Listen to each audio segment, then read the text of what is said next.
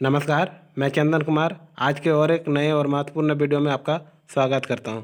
आज हम लोग जानेंगे पीजीटी के अंतर्गत अगर आप झारखंड से हैं या झारखंड के अलावा अन्य किसी भी राज्य से हैं और अगर झारखंड पीजीटी की आप तैयारी कर रहे हैं तो ये वीडियो आपके लिए बहुत ही महत्वपूर्ण होने वाली है।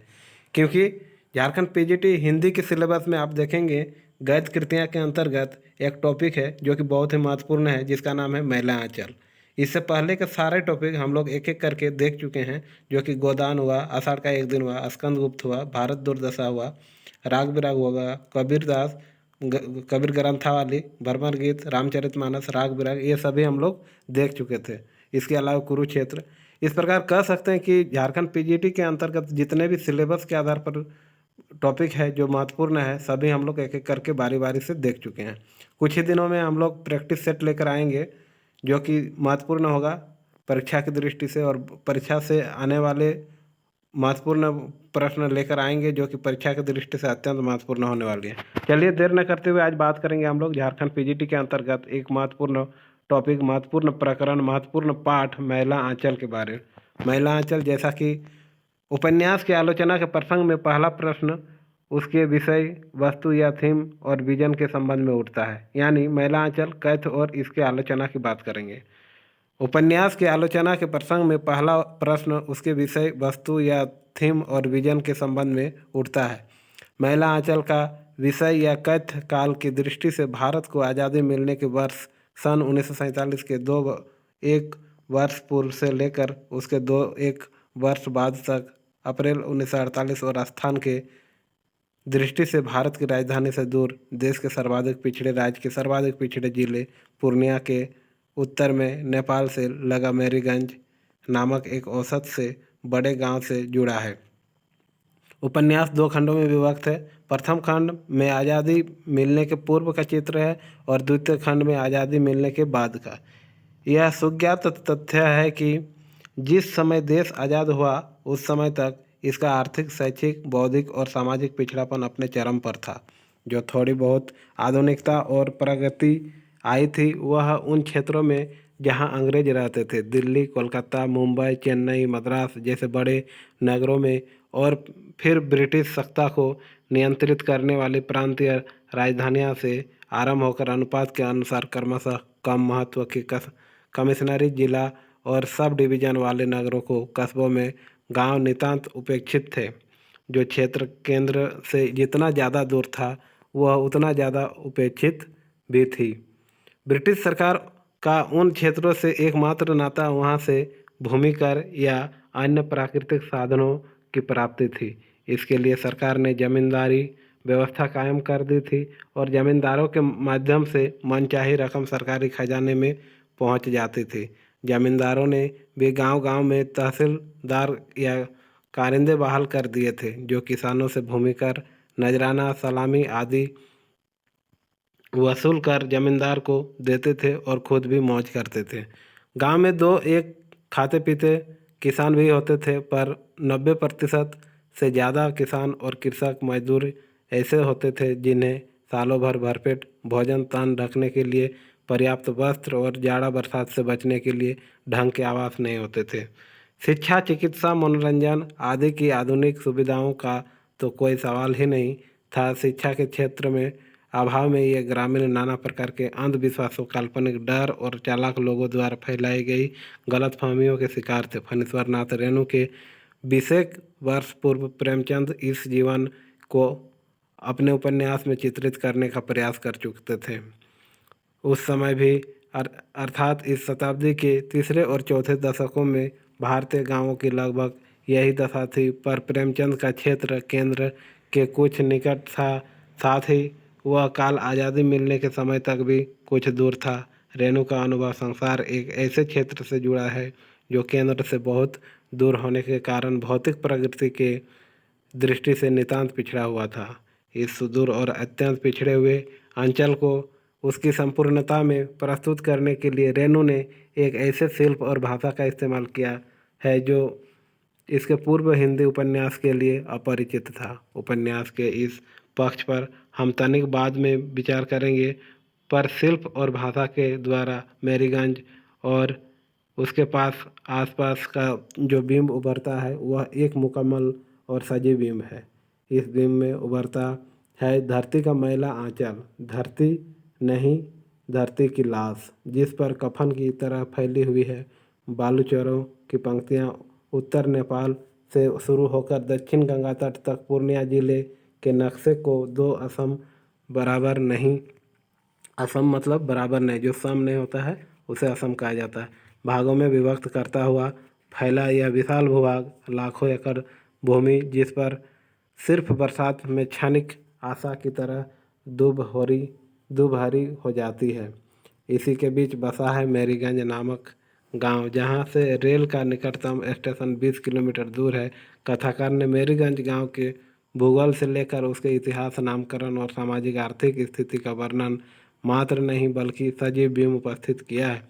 मेरीगंज का इतिहास और नामकरण तो स्वयं में एक कविता है, जिसमें नीलहा मार्टिन की करुण प्रेम कथा अपनी पूरी मार्मिकता में पिरो दी गई है। इस प्रेम कथा की गहरी मानवीय करुणा में किसानों के प्रति मार्टिन की क्रूरता जैसे तिरोहित सी हो गई है। जो आदमी एक जगह अत्याचारी होता है, वह दूसरी जगह अत्यंत मानवीय भी होता है। मार्टिन की इस कथा में मनुष्य के इस अंतर्विरोध का यथार्थ प्रतिबिंब हुआ है। शायद यही अंतर्विरोध उपन्यास के एक शोषक और अत्याचारी पात्र तहसीलदार विश्वनाथ प्रसाद के चरित्र में भी उजागर हुआ है, जिसकी चर्चा हम बाद में करेंगे। कथाकार के शब्दों में मेरीगंज एक बड़ा गांव है, 12 वर्ण यानी सभी वर्णों के लोग रहते हैं। गांव के पूरब एक धारा है जिसे कमला नदी कहते हैं। बरसात में कमला भर जाती है, बाकी मौसम में बड़े बड़े गड्ढों में पानी जमा रहता है। मछलियों और कमल के फूलों से भरे हुए गड्ढे, पौष पूर्णिमा के दिन इन्हीं गड्ढों में कोसी स्नान के लिए सुबह से शाम तक भीड़ लगी रहती है। राजपूतों और कायस्थों में पुश्तैनी मनमुटाव और झगड़े होते आए हैं। ब्राह्मणों की संख्या कम है, इसलिए वे हमेशा तीसरी शक्ति का कर्तव्य पूरा करते हैं। अभी कुछ दिनों से यादवों ने दल ने भी जोर पकड़ा है। जनेऊ लेने के बाद भी राजपूतों ने यदुवंशी क्षत्रियों को मान्यता नहीं दी। अब गांव में 3 प्रमुख दल हैं, कायस्थ, राजपूत और यादव। ब्राह्मण लोग अभी भी तृतीय शक्ति हैं। गांव के अन्य जाति के लोग भी सुविधा अनुसार इन्हीं तीनों दलों में बटे हुए हैं। कथाकार यह भी सूचित कर देता है कि सारे मेरीगंज में 10 आदमी पढ़े लिखे हैं। पढ़े लिखे का मतलब हुआ अपना दस्तखत करने से लेकर तहसीलदारी करने का तक की पढ़ाई। नए पढ़ने वालों की संख्या 15 है। डॉक्टर प्रशांत के माध्यम से पाठक को और भी कई सीधी सूचनाएं मिलती है। वह ममता को पत्र लिखता है। यहाँ गड्ढों और तालाबों में कमल के पत्ते भरे रहते हैं। कहते हैं फूलों के मौसम में छोटी छोटी गड्ढियाँ भी किस्म किस्म के कमल और कमलिनी से भर जाती है, लेकिन यहाँ के लोग को तुम लोटस ईटस नहीं कह सकते हैं। गांव के लोग बड़े सीधे दिखते हैं। सीधे का अर्थ यदि अनपढ़, अज्ञानी और अंधविश्वासी हो तो वास्तव में सीधे हैं। वे जहाँ तक सांसारिक बुद्धि का सवाल है, वे हमारे और तुम्हारे जैसे लोगों को दिन में 5 बार ठग लेंगे। और तारीफ यह है कि तुम ठगे जाकर भी उनकी सरलता पर मुग्ध होने के लिए मजबूर हो जाओगे। कथाकार गांव की आर्थिक दशा का अपने शब्दों में भी वर्णन करता है। खमार साल भर की कमाई का लेखा जोखा तथा खमार में ही होता है। 2 महीनों की कटनी, 1 महीना मरनी, फिर साल भर की खटनी। दबनी मरनी करके तो जमा करो, साल भर के खाए हुए कर्ज का हिसाब करके चुकाओ। बाकी यदि रह जाए तो फिर सदा कागज़ पर अंगूठे की टीप यानी थंब लगाओ। सफाई करनी है तो बैल गाय भरना रखो या हलवाहा चरवाहा दो। फिर कर्ज खाओ। खमार का चक्र चलता रहता है। खमार में बैलों के झुंड से दवनी मड़नी होती है। बैलों के मुंह में जाली का जाब लगा दिया जाता है। गरीब और बेजमीन लोगों की हालत भी खमार के बैलों जैसी है। मुंह में जाली का जाब। खमार के इस वर्णन की तुलना गोदान के खलिहान से की जा सकती है। गोदान में भी खलिहान किसानों के लिए आशा और उल्लास का खुशहाली का संदेश लेकर नहीं आता। किसान अपने गाढ़े पसीने की कमाई से अन्न पैदा करते हैं, पर वह अन्न उनके घरों में नहीं जा पाता। खलिहान से ही तोलकर महाजनों और बड़े किसानों की बखारों में पहुंच जाता है। यह ब्रिटिश शासन में भूमिहीन किसानों के जीवन की नंगी सच्चाई थी, जिसका चरित्र प्रेमचंद और रेणु ने समान तलखी के साथ किया है। महिला आंचल की विशेषता यह है कि इसमें किस्सों के द्वारा कथा बहुत कम कही गई है। पात्रों के व्यवहार, आचरण, बातचीत और चिंतन के द्वारा जिसमें उनकी भाषा का भी पर्याप्त योगदान है, एक अंचल के जीवन को प्रस्तुत किया गया है। इसमें जो चीज़ पहले सामने आती है वह है अंचल की निवासियों की निर्धनता, मानसिक पिछड़ापन, जमींदार या तहसीलदार का शोषण, जातिगत आधार पर आपस की फूट और कमीनगी। उपन्यासकार ने इस नग्न यथार्थ को बड़ी निर्ममता से प्रस्तुत किया है। उपन्यास खोलते ही अंचल का पूरा पिछड़ापन एक बार ही सामने आ जाता है। ब्रिटिश शासन के आतंक से डरी और गुलामी की मानसिकता से दबी जनता का यह बहुत ही सच्चा चित्र है। गुलामी और गरीबी ने इस समाज की आत्मा को कुचल कर रख दिया है। सरकारी इनाम पाने के लिए लोभ से जेल से छूटकर आए सुराजी बालदेव को बांधकर डिस्ट्रिक्ट बोर्ड के अधिकारी के सामने प्रस्तुत करना यादव टोली के निवासियों की कमीनगी का परिचायक है। यह वही मानवीकरण है जिसे प्रेमचंद ने और भी तल्खी के साथ कफन कहानी में प्रस्तुत किया था। गांव का तहसीलदार विश्वनाथ प्रसाद अपने कमीनेपन के में निर्धन ग्रामीणों से बढ़ा हुआ है। डिस्ट्रिक्ट बोर्ड के अधिकारी और कर्मचारियों को मिलिट्री वाले समझने से उसके मानसिक स्तर का पता चलता है। उसकी कमीनगी इस बात से व्यक्त होती है कि वह उन्हें अनुकूल बनाने के लिए घी, बासमती चावल और खस्सी ले जाता है, पर उसका सारा खर्च गांव वालों से वसूलता है। जब यह पता चलता है कि साहब मिलिट्री वाला नहीं है और गांव में मलेरिया सेंटर खुलने वाला है, तब छिपा हुआ अपर क्लास साहब के सामने पहुंचकर सलाम की होड़ में एक दूसरे से आगे निकल जाना चाहता है। महिला आंचल में चित्रित ग्रामांचल की दूसरी पहचान है उसकी अंधविश्वास ग्रस्तता, जो अशिक्षा और मानसिक पिछड़ेपन की उपज है। किसी को सांप काट लेता है तो वह प्रेतनी की क्रूर करतूत बन जाता है। अंधविश्वास की सृष्टि में अशिक्षित ग्रामीणों की कल्पना बड़ी उर्वर होती है। मार्टिन साहब के खंडहर के बारे में ग्रामीणों की कल्पना शक्ति ने अनेक मिथकों की सृष्टि कर रखी है। कमला नदी संबंधी मिथक भी ऐसी ही उर्वर कल्पना की देन है। गांव में जब मलेरिया सेंटर खोलने का प्रस्ताव आता है तो रूढ़िवादी ब्राह्मण समाज उसका विरोध करता है। उनके द्वारा प्रचारित किया जाता है कि विलायती दवा में गाय का खून मिला रहता है। डॉक्टर लोग सुई भोंककर देह में जहर दे देते हैं और आदमी हमेशा के लिए कमज़ोर हो जाता है। हैजा के समय कुओं में दवा डालने से गांव हैजे से समाप्त हो जाता है। गांव का ज्योतिषी अस्पताल के विरुद्ध नाना प्रकार के भ्रम फैलाता है। इस ज्योतिष तथा अन्य गांव वालों ने गांव की एक भली विधवा पार्वती की मां को डायन घोषित कर रखा है, जिस पर तरह तरह के अत्याचार किए जाते हैं। कालाजार से मारने वालों का दायित्व डायनों पर डाला जाता है।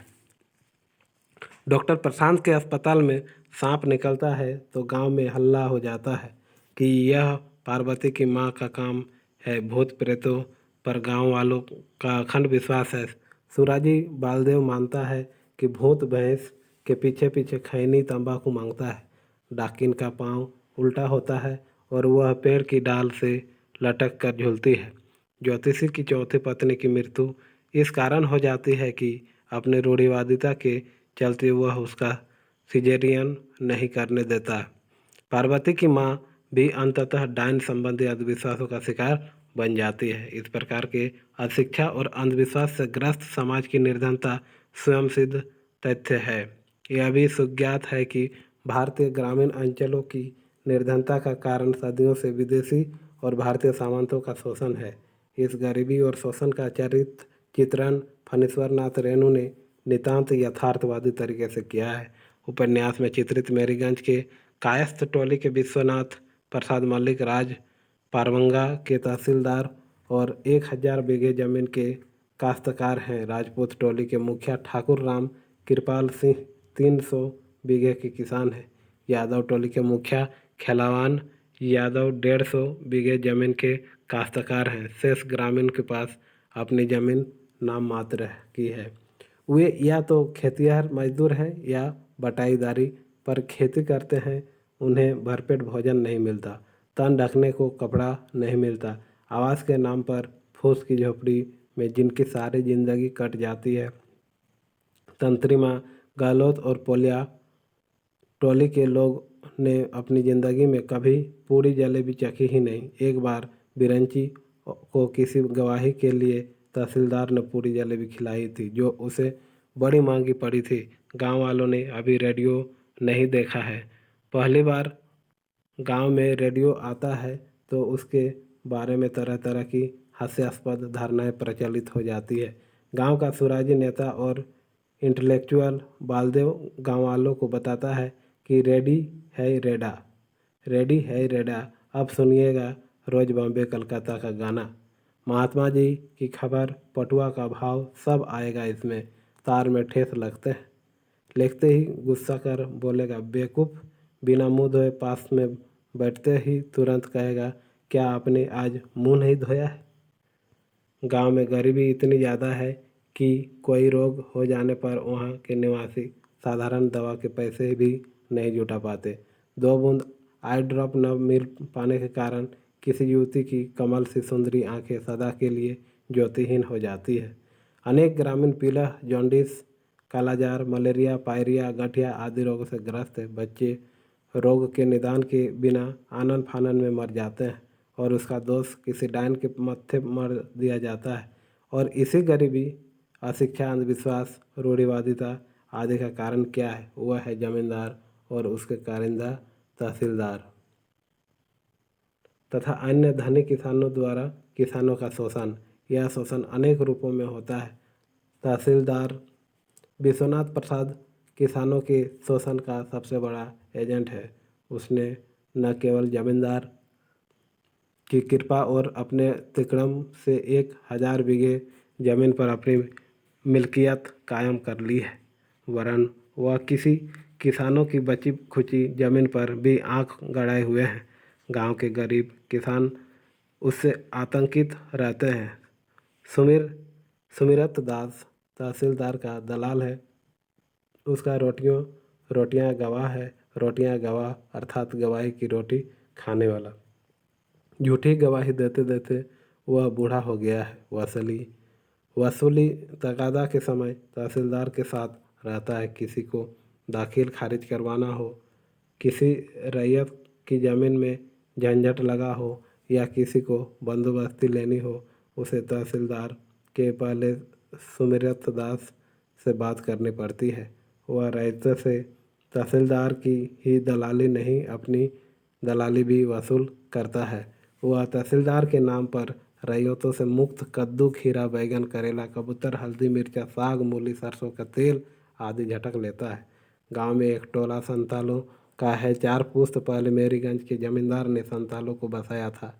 उसके सामने धर्मपुर के राजा लक्ष्मीनाथ सिंह का उदाहरण था, जिन्होंने अपनी जमींदारी में संतालों को बसाकर हजारों बीघा बंजर जमीन आबाद करा लिया था।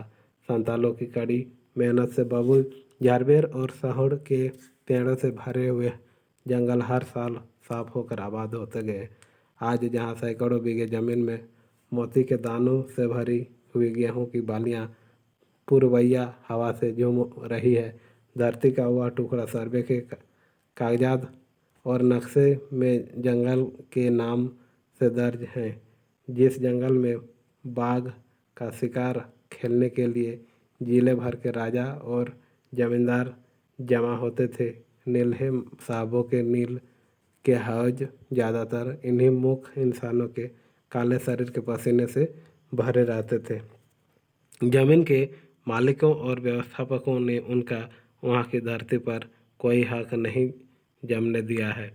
जिस जमीन पर उनके झोंपड़े हैं वह भी उनकी नहीं है। 1937 के कांग्रेसी मंत्रिमंडल के समय एक अंग्रेज कलेक्टर ने इस व्यवस्था को अन्याय समझकर सुधारने की कोशिश की है, पर इन इलाके के जमींदारों और राजाओं ने इस योजना को सफल न होने दिया। कलेक्टर के खिलाफ आरोप लगाया गया कि वह संतालों को उभार कर जिले में अशांति फैलाता है और कांग्रेसी मंत्रिमंडल को असफल बनाने का षड्यंत्र करता है। कांग्रेस संदेश के संपादक ने संतालों के प्रति अपने संपादकीय में सहानुभूति दिखाई तो जिला मंत्री ने उसे डांट कर चुप करा दिया। जमींदारों ने अपने भाड़े के लठैतों द्वारा जगह जगह संतालों की लहलहाती फसल पर हुलका यानी धावा कराकर संताली टोली पर चढ़ाई करवा कर रुपये लाठी के हिसाब से बटोरे हुए लठैते को संतालों के तीरों से जख्मी कराकर सिद्ध कर दिया कि अंग्रेज कलेक्टर संतालों से जोर जुल्म कर रहा है। इस साजिश से कलेक्टर की तो बदली ही हो गई। अनेक संताल पुलिस की गोली के शिकार हुए और सैकड़ों ने बिहार के विभिन्न जिलों में सफैया कमान मेहतर कमान में काम करते करते सारी उम्र बिता दी। जब सोशलिस्ट पार्टी जमीन आंदोलन का नारा देती है तो कर्तव्यनिष्ठ और मेहनती संताल किसानों में उत्साह बढ़ जाता है। संताल टोली के सभी लोग सोशलिस्ट पार्टी के सदस्य बन जाते हैं। तहसीलदार विश्वनाथ प्रसाद का हवा का रुख पहचानता है। वह भांप लेता है कि अब तहसीलदारी में कुछ नहीं रखा है। किसानों की हमदर्दी जीतने तथा कांग्रेसी शासन में कोई महत्वपूर्ण जगह प्राप्त करने के लिए वह तहसीलदारी से इस्तीफा दे देता है। जमींदार उसे आदेश देता है कि जिन रैयतों के यहाँ लगान बाकी है उन पर नालिश कर चुपचाप डिग्री जारी कराकर उनकी ज़मीन नीलाम कराकर खास कर ली जाए। तहसीलदार जानता है कि अब यह सब होने का नहीं, अतः तहसीलदार के पद से इस्तीफा दे देने की चालाकी बरतता है। वह तुरंत कांग्रेसी हो जाता है और किसानों के शोषण की नई तरकीब निकाल लेता है। विश्वनाथ प्रसाद की यह नई रणनीति समस्त चालाक जमींदारों और भूमिपतियों के द्वारा कांग्रेसी शासन में अपनाई गई रणनीति को प्रकाशित करती है। द्वितीय विश्व युद्ध का असर भारतीय अर्थव्यवस्था पर भी पड़ता है। महंगाई बढ़ जाती है, पर अनाज के ऊंचे भाव से गांव के 3 ही व्यक्तियों को फायदा होता है। पुराने तहसीलदार विश्वनाथ प्रसाद को, राजपूत टोली के राम कृपाल सिंह को और यादव टोली के खिलवान सिंह यादव को। तहसीलदार साहब धान तैयार होते ही उसे छिपा देते हैं और भाव अधिक बढ़ने पर बेचते हैं। छोटे छोटे किसानों की ज़मीनें कौड़ी के माल खरीदी जाने लगती है। मजदूरों को 1.25 रुपये रोज़ मजदूरी मिलती है, लेकिन उससे एक आदमी का भी पेट नहीं भरता। कपड़े के बिना सारे गांव के लोग अर्धनग्न हैं। औरतें आंगन में काम करते समय एक कपड़ा कमर में लपेटकर काम करती है और 12 वर्ष तक के बच्चे नंगे ही रहते हैं। गांव में बड़े किसानों और महाजनों द्वारा निर्धन किसानों के शोषण का बहुत जाना पहचाना तरीका है। किसानों को उधार अनाज या कर्ज देकर उन्हें सदा के लिए अपना गुलाम बना लेना। कोई पर्व त्यौहार आता है तो किसान सादे कागज पर अंगूठे का निशान देकर धनी किसानों से उधार अनाज लेते हैं। शर्त होती है भादो महीने में धान चुका देने पर डेवढ़ा और अगहन में चुकाने पर 3 गुना। गांव के सभी बड़े बड़े किसानों का अपना अपना मजदूर टोला है। राम कृपाल सिंह का ततमा और पासवान टोला, तहसीलदार साहब का पोलिया टोला, धानुक टोला, कुर्मी टोला और क्योदू टोला, खिलावान यादव का गुआर टोला और कोयरी टोला। संताल टोली पर किसी का खास अधिकार नहीं है। अपना टोला होने का मतलब है शोषण के एकाधिकार। किसानों में जागृति आती है तो वे धान उधार लेने के लिए सादे कागज पर अंगूठे का निशान देना बंद कर देते हैं। इस पर गांव के भूमिपति गरीब किसानों को अनाज देना भी बंद कर देते हैं। पर विश्वनाथ प्रसाद चालाक है। वह इस स्थिति में भी लाभ उठाता है। उसके पास पहले से ही गाँव वालों के सादे टिप काफ़ी मात्रा में है। वह किसानों के नेता कालीचरण की जमानत पर धान देने को राजी हो जाता है। इससे उसे 2 फायदे होते हैं। उसका धान भी डेवढ़ा नहीं तो सवैया पर लग जाता है और गांव के गरीब किसानों तथा अन्य उनके नेता का समर्थन भी मिल जाता है।